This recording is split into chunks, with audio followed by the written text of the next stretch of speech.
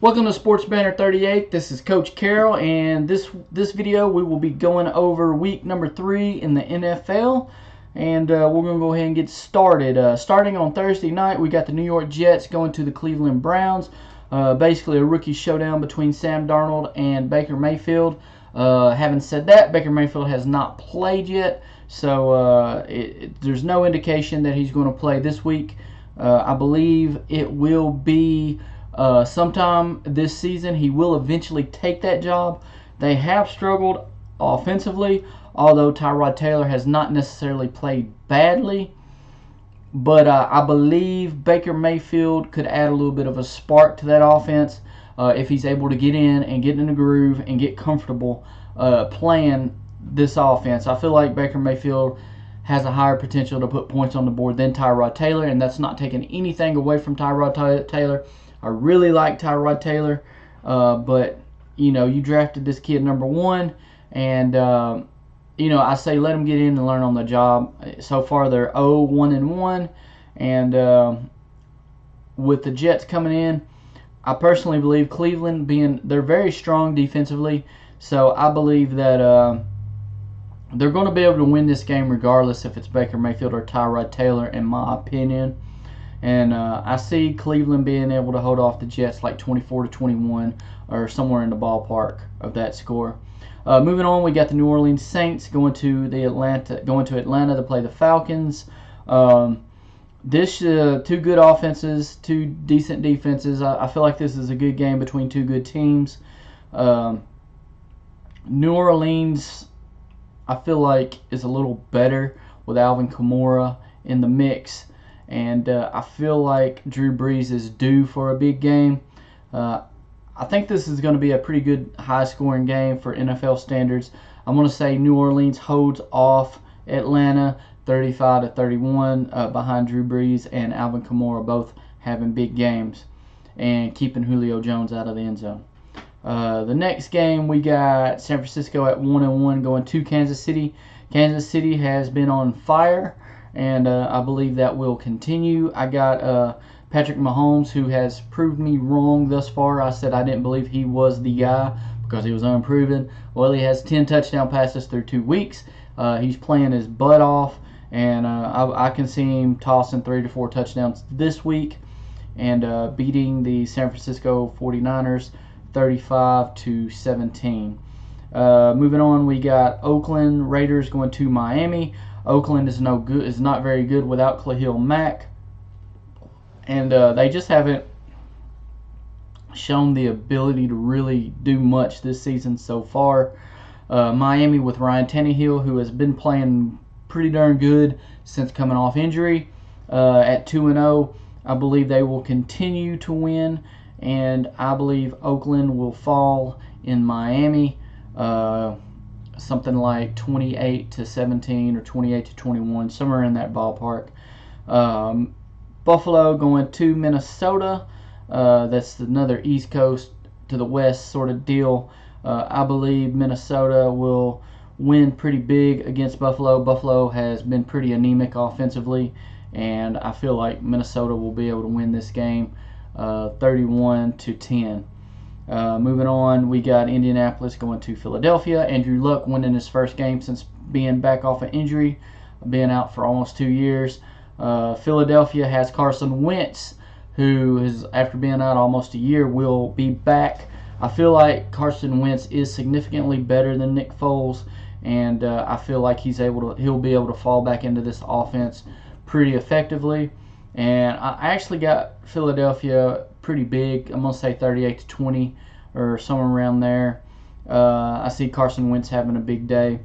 Moving on, we got Green Bay at 1-0-1 going to Washington at 1-1. I believe we'll see some of that Aaron Rodgers magic, and Green Bay will win pretty convincingly, 31-17-ish. Moving on, Cincinnati at 2-0 going to Carolina. Carolina will be tough as long as Cam Newton is healthy. I see Carolina pulling out this game. It'll be a decent game. I'm going to say 31-28. Which brings us to Tennessee going to Jacksonville. Tennessee always plays well at Jacksonville. So far, I don't know if Mariota is going to be able to play. I'm not sure if Taylor Lewan will be able to play at tackle. I still believe Jack Conklin is out. Tennessee going through some major injuries. But, mark my words, Jacksonville is prone to go on a losing streak. Blake Bortles will not be consistent. He is not shown to be consistent in his tenure at Jacksonville. He had a big game last week. I do not believe he will have a big game this week. And if Mariota was healthy and both tackles were playing and Delaney Walker was playing, I would pick Tennessee without a question. But with those question marks there, I believe Tennessee will be able to play effective defense. I believe they'll be able to probably turn Bortles over 1 or 2 times, and normally that would be enough to win. But with their problems injury-wise, I don't know if I'm going to pick Tennessee or not. Or actually, I'm going to say this is going to be a pick 'em. It's going to be close. And I'm not going to pick a team to win. I'm going to say one team will win somewhere in the ballpark of 21-17. Whether that be Jacksonville or Tennessee, it's hard for me to go either way because I feel like both offenses are going to struggle. With that said, Jacksonville's defense is a little better, so you have to give the edge to that 21-17 to Jacksonville.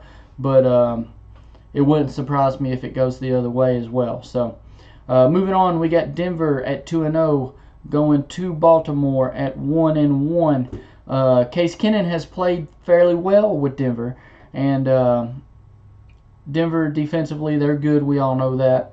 Baltimore at 1-1. They just lost to Cincinnati, but being at home, they should be able to get the win. It's going to be a close game. I'm going to say 24-21 Baltimore.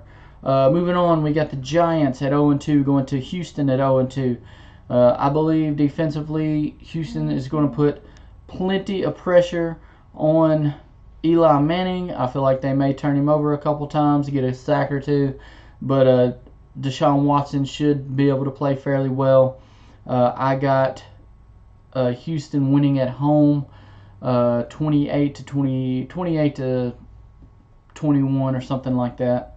Moving on, we got the LA Chargers going to the Rams. The Rams have been the best team in the league so far this season. It's between them and the Chiefs, but I say the Rams hold the Chargers off 28-24. Should be a decent game. Phillip Rivers will make a game out of it.